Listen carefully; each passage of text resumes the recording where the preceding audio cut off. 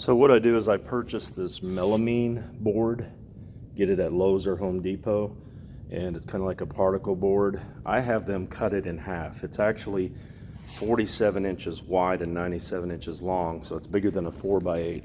So I have them cut it in half because it's more manageable. And then I rip them all down into 2-inch strips. And as you can see, I've got a pile over there. Then I cut my frame. I measure it what I want. This is 64 inches by 46 inches. And then I put a brace in here. So here's the frame. I put a brace in there. I glue everything with a wood glue. And then I nail gun it on the ends and in there. So this is the back side, the bottom. This is actually the top here. So this is the top. This will be against the wall, the frame. So your insulation goes in here like this. And I'll show you the insulation part when I get there. I made a small revision here. Instead of putting a brace from here to there like I normally do, I forgot this is going to be hung horizontally. So most of the panels are hung vertically. This particular church and the back wall is going to be hung horizontally. So I needed a brace to put the bracket on the back side. So that's why I ended up putting this in here, and it's plenty sturdy. It's good and square. Don't worry about the nails coming through. You'll have that from time to time, but your insulation is going to go right over that, so it's no big deal. You then want to turn your board over. This is the back side, and then you want to put your back cloth on top of that. So you're going to staple that cloth all the way around and then cut off the excess. Now this canvas will stretch, so you want to put 3 staples in one end, 3 or 4, just to hold it, and then you come down to this other end and you want to stretch that pretty tight. And then the next thing that you're going to do is you're going to staple this right to the edge, all the way down. So you want to put staples every 2 to 3 inches all the way down. Then you're going to come over to this other side, and you got quite a bit of excess. This stuff is 72 inches wide, so what you're going to do is come over here in the middle. So here's the middle here, and you're going to stretch this pretty tight right here, and you're going to put 3 staples there, and then you're going to come down here, do the end like you did on that side, 3 there, 3 there, and then you're going to do this side here, staple it. And then once you're done that, you're going to do the same on this. So you just trim off the excess, and now you have your back. What you want to do is flip this over now on its back. All right, so flip it over. Again, this is the back side down here underneath. This is the top. So you want to put your insulation in here. If you're using 15-inch, you can put 3 strips in. Take a utility knife and cut it off there, and then run your other ones.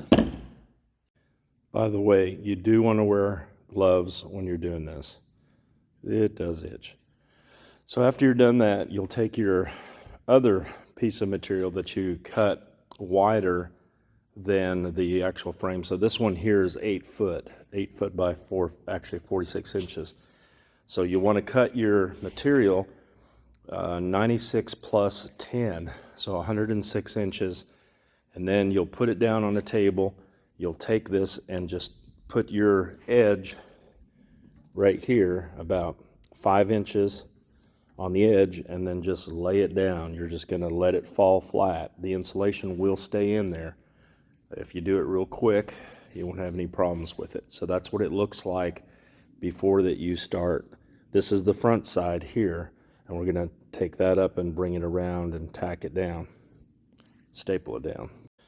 Now this is a very important step. So here's our frame, 8 foot long. Go to the middle, and you're going to make a crease, and then bring this up, and you're going to staple all along here. Now this only has 3/4 inch, so you don't want to staple in there. Now when you come down here to the brace, you can, but again, you want to kind of put that around there.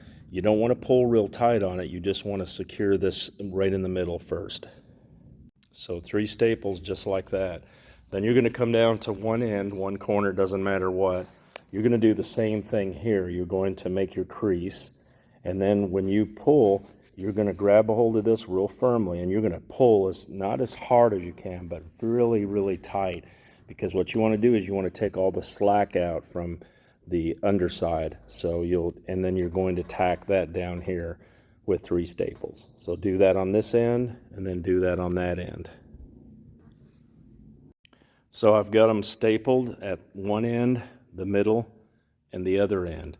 Now what we're going to do is we're going to staple all along here on this edge. We're just going to pull it up a little bit. You don't have to put a lot of pressure on it because you don't want to bow it. You don't want to bow the wood. So you do want to try to get it snug though. So we're going to put staples all the way down this one side. So that that side is stapled. Now what you're going to do is you're going to take the excess on this side and just fold it all the way over like that. And then what you're going to do is you're going to cut some of that excess off, and you want to cut probably around 1, 2, 3 inches or so. Just cut that all the way down like that, just all the way down that line.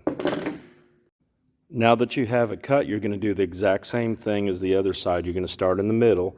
You're going to make a fold and then bring it up.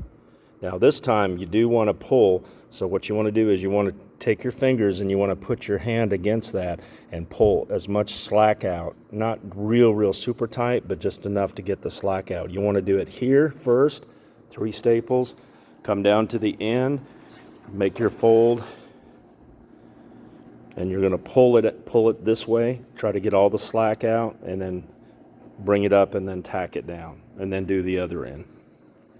Okay, we got both sides tacked, stapled down. Now we're going to do the corners, and what you want to do on these corners is take your scissors and right about in line with the top of the wood, you want to cut this here. So you want to cut this kind of all the way. Let me see if I can do it one-handed. And then you want to turn in like this. So you don't want to cut right to the corner, but you want to go at a diagonal. Then you want to get that excess out from underneath it as well. Not bad one-handed. Do that to the other side, same thing. Then what you're going to do is you're going to start in the middle. You're going to make your fold. I may trim off a little excess here because this is really too much, but you're going to make your fold, and you're going to do the same thing. You're going to start in the middle, pull tight, and then once you do the middle, 3 staples, you're going to do each end. So when I get to the end, I'll show you that. All right, I don't know if I can do this with one hand. What you're going to do on the end, see, I've made in the middle, I've tacked, I've stapled in the middle there. Now I'm coming to the end. I'm going to continue to make my fold, and then I'm going to bring this in about kind of like that, and tuck that in and bring this up. Now obviously I got to tuck that in better, but when this comes up, this should be fairly straight with the corner here, and you don't want any pucker on that corner right there, but that's kind of what it'll look like. I'll show you the end result here in just a minute. Okay, that's not the best corner because it's bumpy there. I should have trimmed a little bit more of that off in there, but it'll work. We'll use this for the top side so they won't even see it. And then this here should be fairly flat to the side. So then you want to tack down here. You want to do the same thing for the other end. That's a much better fold there. And don't be afraid to use a bunch of staples. I mean, it's better to have more than not enough. All right, now it's time to install the brackets. On these 4x8s, normally these would hang vertically, but these ones are hanging horizontally. So what I did was I put extra support here so I could actually put my brackets there.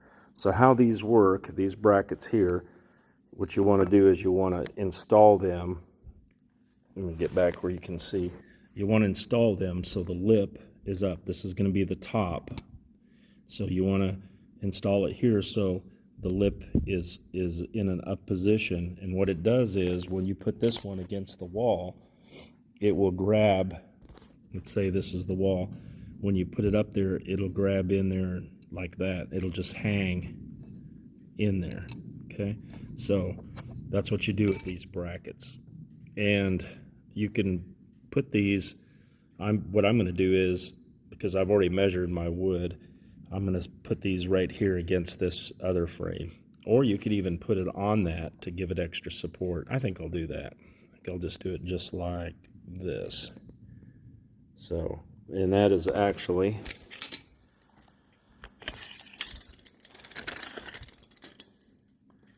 looks like we're going to be right at, we'll do it at 26 inches, 26 inches from the end.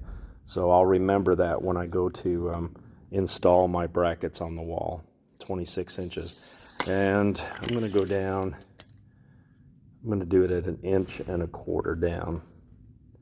Let's see, 1.25 inches, yeah, 1.25 inches. Looks like 1.5 inches on here, don't it? All right, so we have all 4 brackets on here. And again, they all need to be facing in the down position. So when you put these on the wall, they'll slide right on top of that and lock in place. This one is done. You want to turn it over and inspect the front, get all the lint off and strings and anything else.